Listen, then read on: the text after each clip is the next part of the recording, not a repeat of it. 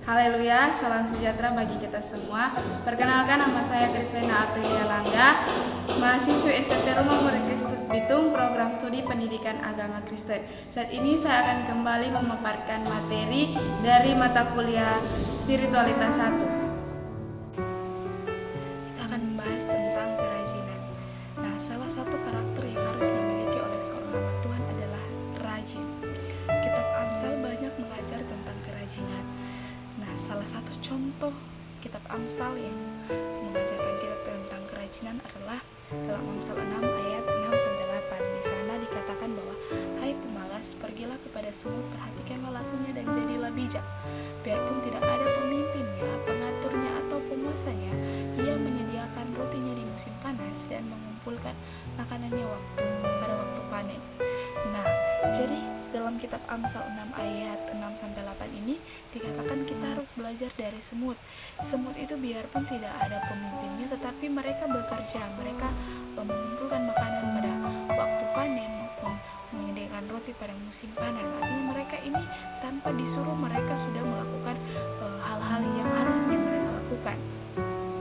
Nah, kemudian dalam kitab Amsal pasal 10 ayat yang keempat, tangan yang lamban membuat miskin, tetapi tangan orang rajin menjadikan kaya. Ini juga sudah salah satu contoh ayat yang mengatakan bahwa kita harus rajin. Amsal 12 ayat 24 juga dikatakan bahwa tangan orang rajin memegang kekuasaan, tetapi kemalasan mengakibatkan kerja paksa. Amsal 12 ayat 27 dikatakan bahwa orang malas tidak akan menangkap buruannya, tetapi orang rajin akan memperoleh harta yang berharga. Juga dalam Amsal 13 ayat 4, hati si pemalas penuh keinginan tetapi sia-sia, sedangkan hati orang rajin diberi kelimpahan. Nah, semangat atau kerajinan kalau kita tidak memilikinya, maka itu akan sia-sia.